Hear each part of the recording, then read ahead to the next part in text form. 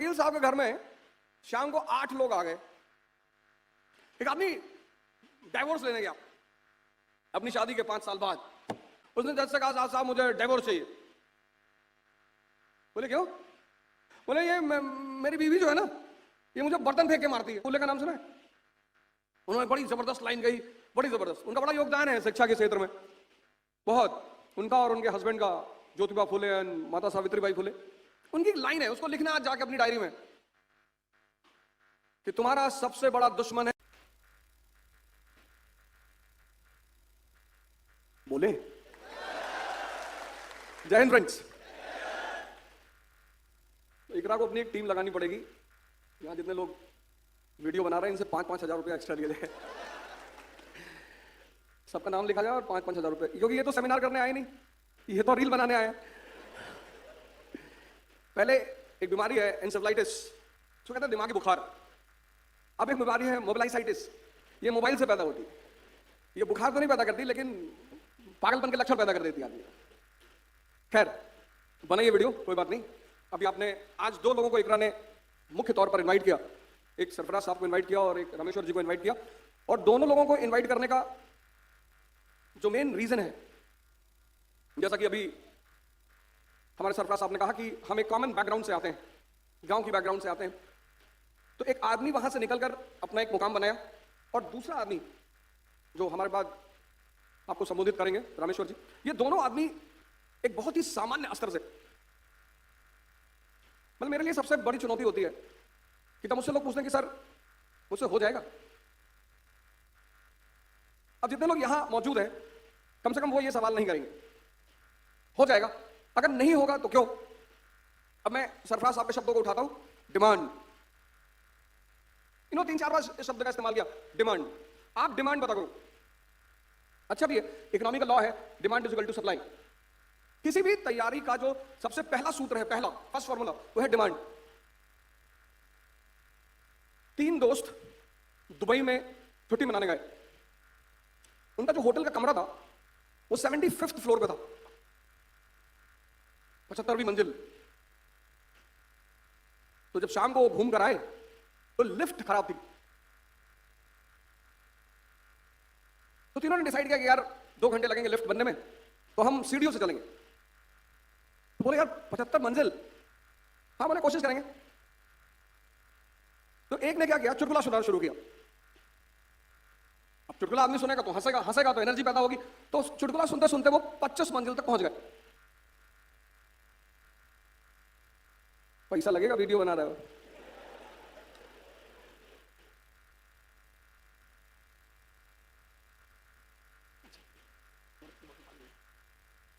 अच्छा, चुटकुला सुनते सुनते, यानी जितना भी सफर तय करना है, लंबा सफर है।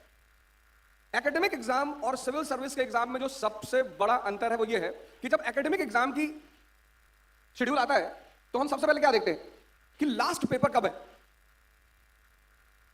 है ना। एकेडमिक एग्जाम का जब शेड्यूल आता है, एग्जाम लिस्ट आती है, तो हम सबसे पहले ये देखते हैं यार लास्ट पेपर कब है, लास्ट। तो पता चला कि लास्ट पेपर है 5 जुलाई। तो मन तुरंत एक बात कहता है कि 5 जुलाई के बाद मजा आएगा, रिलैक्समेंट मिलती है ना कि यार 5 जुलाई, आज तारीख कितनी, 19 जुलाई, 19 जून, 10 14 दिन, मतलब सो लेता कि सारा का 14 दिन है। बस 5 जुलाई का वेट करता रहता कि 5 जुलाई आ जाए, 5 जुलाई के बाद मजा आएगा। मजा उसे कभी नहीं आएगा, लेकिन उसके मन में एक साइकोलॉजी बन जाती है कि यार 5 जुलाई के बाद एग्जाम खत्म। लेकिन यूपीएससी सिविल सर्विस, इसकी लास्ट डेट की एग्जाम नहीं पता। कभी कभी तो लोग वो जो सांप सीढ़ी का गेम होता है, 99 में पहुंचे, सांप ने काट लिया, 9 पे आ गए, मेंस दिया, इंटरव्यू दिया, फिर आगे प्रीलिम्स में। तो पहली चीज इस गेम में यह करनी है कि यार खुश रहना है। 25 मंजिल चढ़ गए चुटकुला सुनते सुनते, तो पहला काम यह करना है कि खुश रहना है। तो खुश कैसे रहना है? अवधूजा की वीडियो बना के उसको सुनना है। नहीं, आप अपनी तरह से खुश रहिए। मैंने कहा मेन चीज है खुश रहना। जो उन्होंने कहा डिमांड, सलमान साहब ने कहा डिमांड, डिमांड पता करिए। फिर अगले 25 मंजिल तक दूसरा दोस्त कहानियां सुनाता रहा, 50 मंजिल चले गए। कहानियां किसकी? अंबेडकर की, गांधी की, या आपको सुनानी है आपस में। आप एक दूसरे को मोटिवेट करने के बजाय आप एक दूसरे को डराते हो।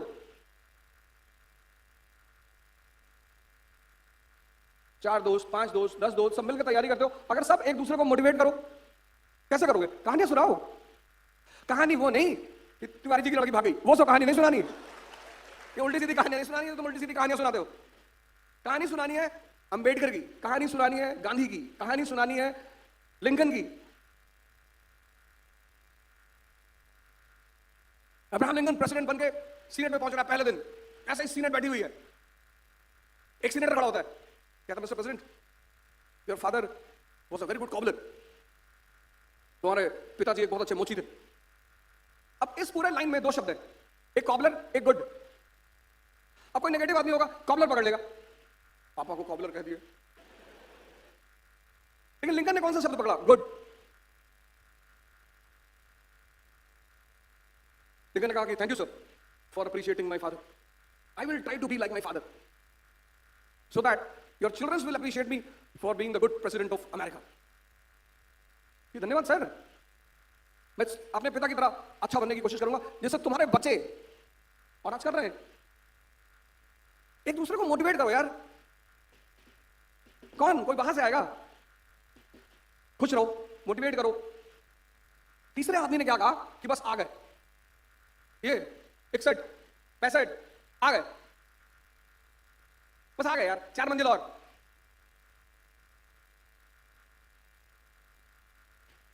इतना सा नाटक क्यों हो गया भाई?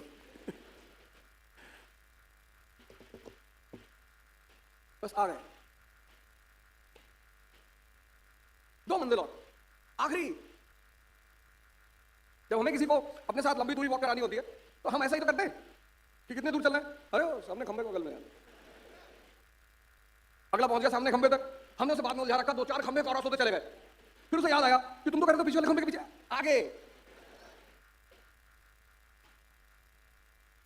ये वाला वो जो आदमी का कंकाल बना हुआ है। हंसते रहो, एक दूसरे को मोटिवेट करते रहो, और बस आ गया। और तीनों पहुंच गए 75वीं मंजिल पर। लेकिन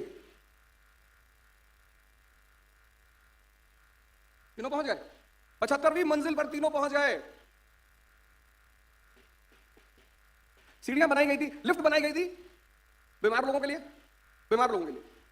लिफ्ट का जो इन्वेंशन हमेशा अच्छी चीज को ध्यान में रख के होता है, पर इन्वेंशन का मिसयूज बहुत होता है। पर कम से कम 7 फ्लोर तक मिनिमम, मेरा फ्लैट 7th फ्लोर पे है, तो कम से कम 7 मिनिमम। अगर आपका 7th फ्लोर तक घर है तो आप सीढ़ी का इस्तेमाल करें, आपको कभी डॉक्टर से नहीं मिलना पड़ेगा। इतनी अच्छी चीज होती है सीढ़ियां। शुगर 4 बार आप ऊपर नीचे कर गए, sugar control, uric acid control. अब लिफ्ट में बैठ के मजा लेना है, एक बार ऊपर गए फिर नीचे आए। मैं अपनी बात कर रहा हूं।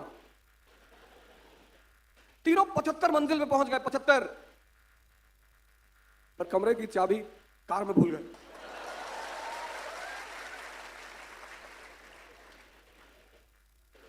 यही तो तुम्हारा हाल है, तुम कमरे की चाबी कार में रख के चले आते हो, मेहनत बहुत करते, लड़ते बहुत हो।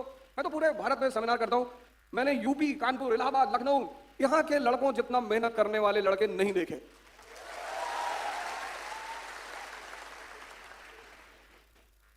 बहुत मेहनत, लेकिन 95% की चाबी कार में रखी हुई।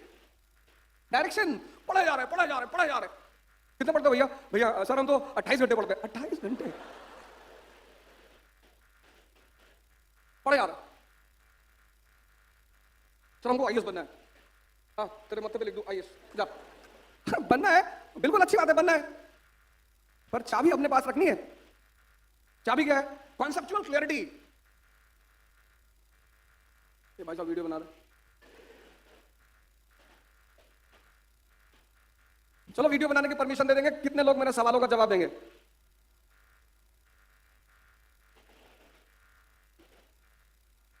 चलो खड़ी हो जाओ। हाँ, कब से तैयारी कर रही हो?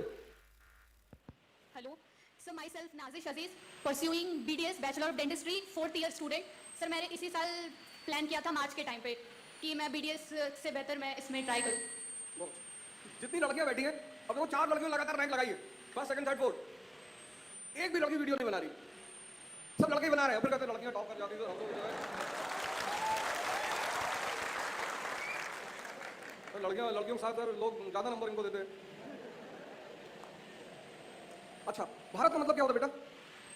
सर भारत जो देश जहाँ हम रहते हैं, जिसके लिए हम बड़े हो रहे हैं, मतलब सर आई डोंट नो। चलो बोलो। कॉन्सेप्चुअल क्लियरिटी, कॉन्सेप्ट, तुम्हारा जो कॉन्सेप्ट है जो तुम पढ़ते हो, तो तुम 20 साल से इस देश में रह रही हो, और प्रियम्बल का जो पहली मतलब आर्टिकल 1 जो है वो कहता है India that is Bharat. Mobile Leo. India का मतलब क्या है? क्या नाम है तुम्हारा? हाँ, इनको माइक पकड़ाओ भाई और मोबाइल छीलो।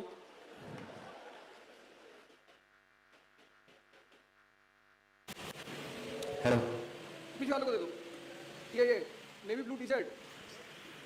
Yes sir. इंडिया शब्द कहाँ से आया? सर इंडिया शब्द कहाँ से आया? सर इंडिया इंडिया से आया? नो सर, नहीं। इंडस रिवर से लिया गया सर। हाँ? सर इंडस रिवर से लिया गया, सिंधु नदी इंडस रिवर से इंडिया शब्द का। नहीं, किसने पहली बार इस शब्द को यूज किया? मतलब कहाँ से ओरिजिन? ठीक है, बिल्कुल ये बात तुमने एकदम सही कही। Yes, ये शब्द का ओरिजिन इंडस नदी, ये बात एकदम सही। Yes, sir. लेकिन किससे इंप्रेस हो गया नाम लिया गया? ये नदी का नाम इंडस से प्रेरित है वो, ठीक है। किससे, किस चीज से प्रेरणा लेकर? सर क्योंकि सर इंडिया सर सिंधु नदी के किनारे बसा था, इस वजह से। मेगास्थनीज ने किताब लिखी है इंडिका। यस सर मेगास्थनीज की इंडिका लिखी है। Yes sir, yes sir. पहले तुम इंडस से आ रहे। चलो एक चीज अच्छी बताइए, कॉन्सेप्चुअल क्लैरिटी। डिमांड क्या कहती है? चाबी क्या है? Conceptual clarity. कॉन्सेप्चुअल क्लैरिटी क्या है? कॉन्सेप्चुअल क्लैरिटी ये है कि जो भी तुम पढ़ते हो वो तुम समझा सकते हो, बता सकते हो, पढ़ा सकते हो, तुम समझते हो। पढ़ना ही नहीं है सिर्फ, समझना। क्योंकि तुम जीवन में अभी आईपीएस ऑफिसर है, कौन सी इनको हिस्ट्री इस वक्त काम आ रही है, ज्योग्राफी काम आ रही है? इनकी जो कॉन्सेप्चुअल क्लियरिटी है, इनकी जो समझने की क्षमता है। अब ये क्या है समझने की क्षमता? लोग कहते हैं ना हमारा लड़का बड़ा समझदार है। एक वकील साहब के घर में शाम को 8 लोग आ गए। 8 लोग आ गए। तो ये हुआ कि भाई अब यहीं रुकेंगे। तो उन्होंने अपनी वाइफ से कहा चाय बनाओ। श्रीमती चली गई चाय बनाने। चाय बनाने गई तो उनको पता चला कि चीनी नहीं है। वकील साहब को बुलाया उन्होंने, कहा यार चीनी नहीं है। अब वकील पढ़ा हुआ आदमी है ना, आईपीएस पढ़ा हुआ आदमी है, समझदार आदमी है, डॉक्टर पढ़ा हुआ है, समझदार है। उसने कहा चीनी नहीं है, कोई बात नहीं, फीकी बना दे। मैडम फीकी चाय लेकर आई 8 लोगों के सामने। उसने कहा इसमें से जिसकी चाय फीकी निकलेगी हम सब कल का डिनर उसके घर करेंगे। सबने चाय पी। एक भाई साहब ने तो यहां तक कहा कि चीनी बहुत ज्यादा है। यह है समझदारी का विकास। तो चाबी क्या है? कॉन्सेप्चुअल। कोई ट्राई करेगा इतनी भीड़ में? कितने लोग हैं जो 2 साल से तैयारी कर रहे हैं?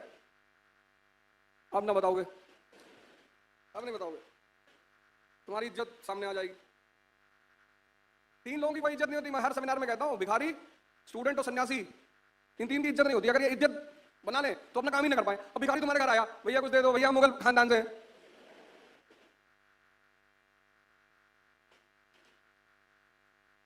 किसी को चेक करना हो अपने आप को कि मैंने पढ़ाई की कायदे से कि नहीं की, तो खड़ा हो जाओ। इतने लोगों के सामने बेइज्जती हो जाएगी, हो सकता है बन जाओ आईएएस, क्योंकि जिसकी बेइज्जती होगी वही राइज करेगा। गांधी, अंबेडकर, चाणक्य, इन सबकी बेइज्जती हुई। इतना भड़काने पे तुम नहीं भड़क रहे हो, बताओ, हद है मतलब। चलो कोई बात नहीं।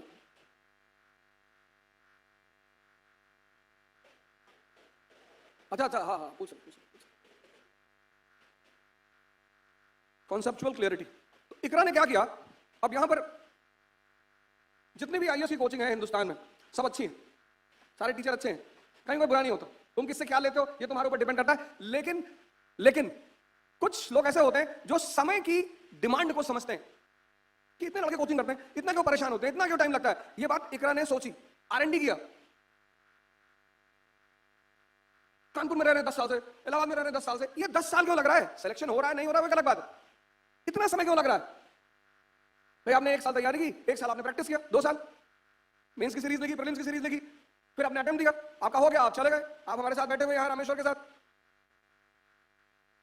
लेकिन आप 5 साल 6 साल 10 साल ये क्यों हो रहा है?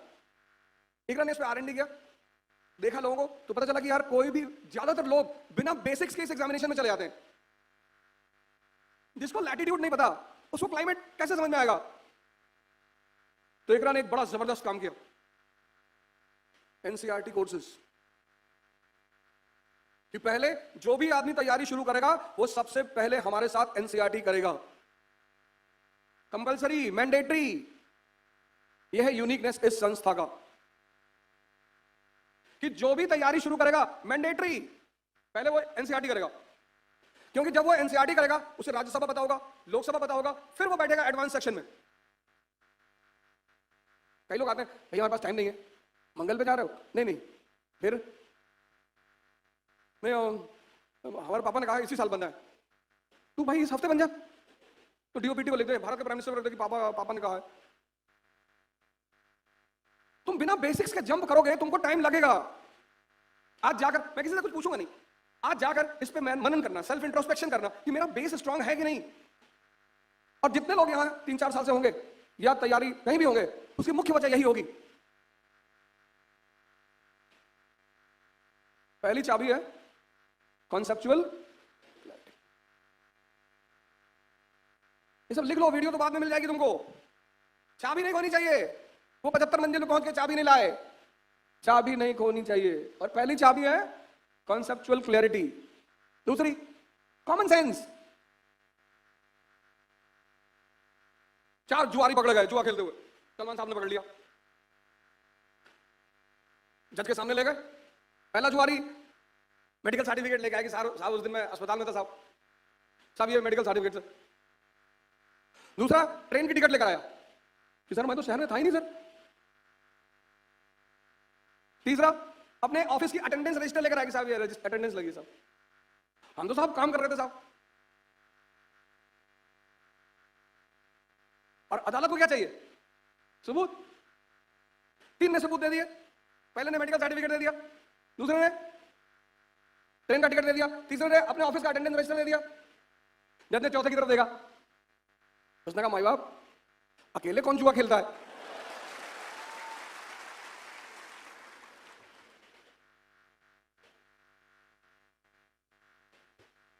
मजा बहुत आ रहा है, लेकिन यार रिजल्ट नहीं दे रहे हो तुम लोग। रिजल्ट दो, ये मजा की बात नहीं है। लड़ो। ये हमारे जो डायरेक्टर है फैजल शेख, बोला है, इनको आप लोग जरूर जानो। सौभाग्य से उनके माता पिता जी भी यहां बैठे हुए हैं।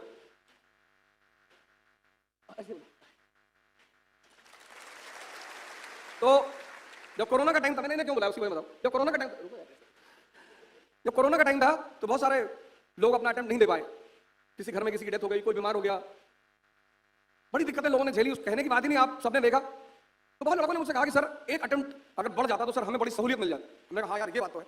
मैंने इनसे कहा, तो इन्होंने कहा कि क्या किया जाए। मैंने कहा यार सत्याग्रह करते हैं। आप देखो सलमान साहब बैठे, आईपीएस ऑफिसर हैं, आप किसी बात से नाराज हैं, सड़क पे आइए, ज्ञापन दीजिए, पीसफुल मार्च करिए। डेमोक्रेसी मतलब प्रोटेस्ट। मैंने कहा यार सत्याग्रह करते हैं। इन्होंने क्या करेंगे? मैंने कहा साइकिल सत्याग्रह करेंगे, साइकिल चलाएंगे लखनऊ से दिल्ली तक। ये हमारे साथ थे, 700 किलोमीटर की साइकिल चलाई, ये हमारे साथ थे। और कब साथ थे? कब? वो सुन लो, इनकी वाइफ प्रेग्नेंट थी। इनकी वाइफ प्रेग्नेंट थी, तो बच्चा होने वाला था। कोरोना इन्फेक्शियस बीमारी है। और 16 सितंबर से 26 सितंबर तक हम 15 लोगों ने मिलकर साइकिल सत्याग्रह की। सरकार ने हमें आश्वासन दिया कि हम कोशिश करेंगे। पहली चाबी क्या है? दूसरी कॉमन सेंस डेवलप करो यार। परेशान हो तुम इतना, तुमने अपने इस चीज को कूड़ेदान बना रखा। कूड़ेदान सुन के आजकल तो एक नई यूनिवर्सिटी आ गई ना, व्हाट्सएप यूनिवर्सिटी। व्हाट्सएप कुछ भी भेजती, कुछ भी। मेरे तो इतने वीडियो छोटी छोटी क्लिपिंग काट के डाल देते। मौलाना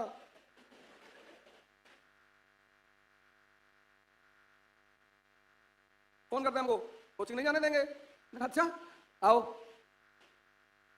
कॉमन सेंस डेवलप करो, कॉमन सेंस। ये क्यों पढ़ना है, ये क्यों समझना है, इक्तेदारी क्या है, इल्तुतमिश ने क्यों लगाई, उत्तर वैदिक काल का धर्म कैसे बदल गया। रुको, सोचो, ये दिमाग सोचने के लिए मिला है।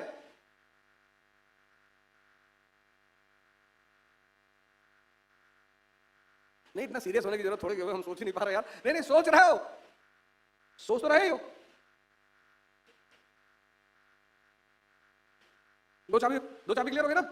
तीसरी, एक आदमी डाइवोर्स लेने गया अपनी शादी के 5 साल बाद। तीसरी चाबी, उसने जज से कहा साहब मुझे डिवोर्स चाहिए। बोले क्यों? बोले ये मेरी बीवी जो है ना, ये मुझे बर्तन फेंक के मारती है। तो बोले कब से मार रही है? बोले साहब 5 साल से मार रही है। तो बोले आप डाइवोर्स लेने आए हो? बोले अब इसका निशाना लगता है। तो तीसरी चाबी क्या है? Practice.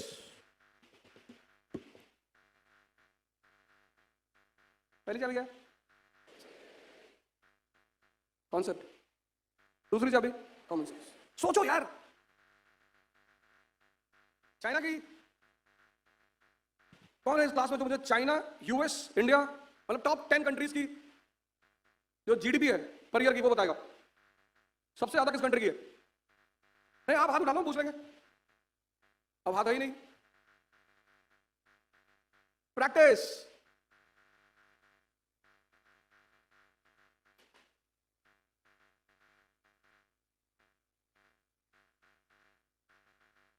Concept, common sense, practice. माता सावित्रीबाई फुले का नाम सुना है? उन्होंने बड़ी जबरदस्त लाइन कही, बड़ी जबरदस्त। उनका बड़ा योगदान है शिक्षा के क्षेत्र में, बहुत। उनका और उनके हस्बैंड का, ज्योतिबा फुले एंड माता सावित्रीबाई फुले। उनकी एक लाइन है, उसको लिखना आज जाके अपनी डायरी में, कि तुम्हारा सबसे बड़ा दुश्मन है अज्ञानता। इग्नोरेंस, नॉलेज नहीं, अज्ञानता। उसको पकड़ो, पीटो और अपने जीवन से बाहर निकाल दो। अज्ञानता मतलब ये नहीं कि हम पढ़ने नहीं गए। फिर वही बात, डिमांड। तुम जो भी करते हो ना, उसकी एक डिमांड है। अब सबसे अंतिम चाबी, चौथी। 3 चाबी के लिए तुम ऐसे क्यों नहीं पढ़ते? तुम भी ऐसे पढ़ो। पढ़ाई क्या है? सीख है। तुम सोचते हो मेरा सिलेक्शन नहीं हुआ तो नेता बन जाना, मंत्री, इलेक्शन लड़ जाना। नहीं सर, पैसा नहीं है, बाबा बन जाना। अभी तुम्हारी उम्र 21-22 साल होगी, 10-12 साल बाद जितने अभी प्रेजेंट नामी बाबा है सब खत्म हो जाएंगे, तो तुम आ जाना। आईएएस की तैयारी करोगे, नॉलेज का भंडार होगे, 10-12 अच्छे लोग रखना, कायदे के चमचे, 6 लाख स्ट्रॉन्ग। वो खड़े हो जाए बीच में, बाबा जी आपकी ताबीज लेके थे, लड़का क्लर्क बन गया। बैठो बैठो बैठो बैठो। एक कोई तरफ से खड़ा हो जाएगा कि बाबा जी वो कहना, ये संसार, ये धन, ये माया है, मुझे दे दो। कुछ तो बनोगे ना यार, ऐसा थोड़ी कुछ नहीं बनोगे। तुम तो जबरदस्ती एक बात तो पढ़ो, नहीं हुआ। और फिर समाज और महान है। जीवन में तुमको 1 या 2 आदमी मिलेंगे जो तुम्हें प्रमोट करेंगे, चढ़ाएंगे मॉरली। कभी कभी तो परिवार वाले इस बात को नहीं समझ पाते। आईएएस की प्रिपरेशन, किसी भी चीज की प्रिपरेशन एक स्ट्रेस है। किसी भी चीज की तैयारी एक स्ट्रेस है। उसमें से परिवार कभी कभी ना समझी में, जबकि बार नहीं हुआ तो शादी कर देंगे। अब की बार कई सारे लड़के हुए। एक लड़का है रमेश, उसका 7th अटेम्प्ट में हुआ। उसने कहा मुझसे कि सर मेरे पिताजी हर बार जब मैं फेल होता तो कहते थे कोई बात नहीं, जब तक अटेम्प्ट है मैं अपने आप को बेचकर तुम्हें पढ़ाऊंगा।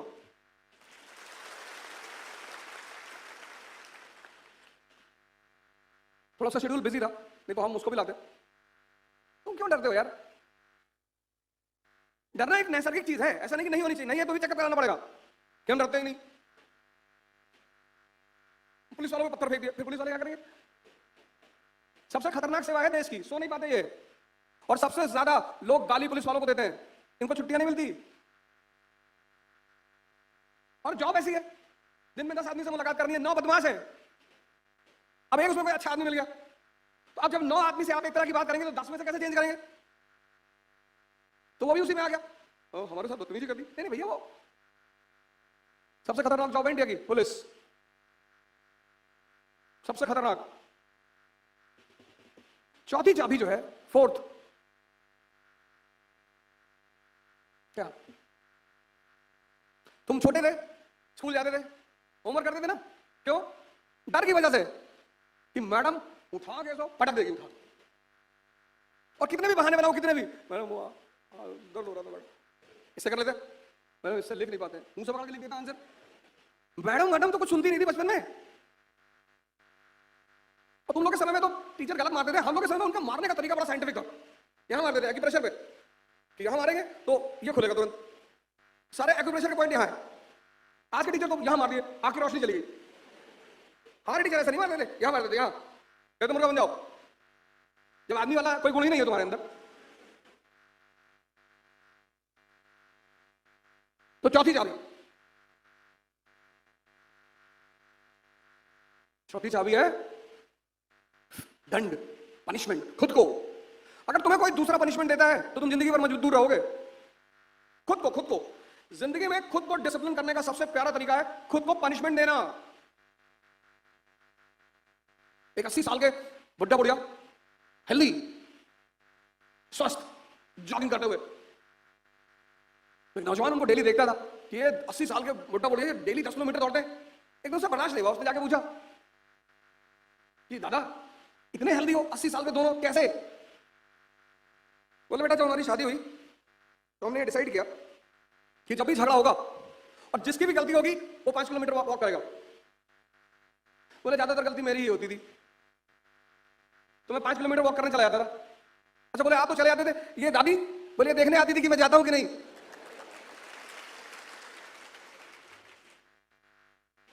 75 मंजिल पर पहुंचकर चाबी तुम्हारे पास होनी चाहिए।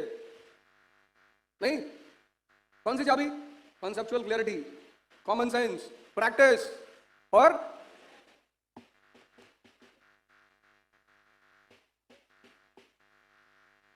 क्या बोले, बस हो गया। इससे ज्यादा क्या सुनोगे? जो तुम सुनने आए थे तुम्हारा काम हो गया ना। 75 मंजिल, तुम इतनी मेहनत करते हो यार, तुम इतनी मेहनत करते हो, इतनी। मैंने कहा ना कि पूरे भारत में मैं पढ़ाने जाता हूं और सबसे ज्यादा मेहनत यहां के लड़के करते हैं, और खासकर इलाहाबाद के। सब इलाहाबाद कानपुर तो अगल बगल है, यहां यूपी के लड़के सबसे ज्यादा, बिहार, यूपी बिहार दोनों सबसे ज्यादा। बहुत तो ऐसे हैं जिनके घर से प्रॉपर पैसा नहीं आया, खाना नहीं आता, बहुत सारे। रामेश्वर, एक इतनी प्यारी कहानी, अभी आपको बताएंगे प्री में क्या करना, मेंस में करना। इस आदमी सामान्य घर, पिताजी किराना, छोटी मोटी दुकान, कोरोना में सब बंद खत्म, घर को चलाना है, भाइयों की स्कूल की फीस जमा करनी है।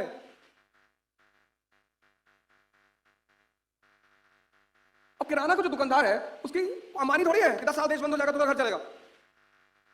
वो तो डेली कमाएगा, डेली खाएगा, और सारा बोझ इस आदमी के ऊपर। ऐसा नहीं है, कोचिंग फीस कैसे जमा करेंगे, दिल्ली पढ़ने कैसे जाएंगे, कितनी चुनौतियां, घर को संभालना, भाइयों को स्कूल का फीस जमा करना, अपनी तैयारी करना, घर पालना। इस आदमी ने कोचिंग में पढ़ाया, स्कूल की कोचिंग 11, 12, 2 साल, इसीलिए 26 साल में सिलेक्शन हुआ, नहीं तो 22 में हो जाता, 24 में हो जाता। ये देखो, ये कोई सुनी कहानी नहीं, तुम्हारे सामने बैठा हुआ आदमी। मैं जब भी किसी को बुलाता हूं तो मैं एक चीज का ध्यान रखता हूं कि उसकी जो बैकग्राउंड हो वो तुम्हारे लिए प्रेरक हो। 7 हसन, तुम भी तो इसी सारी चुनौतियों से जूझते हो। फिर इस आदमी ने 2 साल कोचिंग में पढ़ाया, अपना घर चलाया, अपने भाइयों की स्कूल फीस जमा की, अपना पैसा इकट्ठा किया कोचिंग करने का।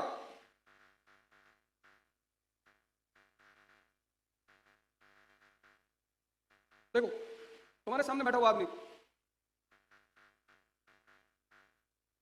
बातें करना बहुत आसान होता है, इसे करना एक होता है, कहानी सुनना एक होता है, सामने तुम्हारे आदमी बैठा हुआ है,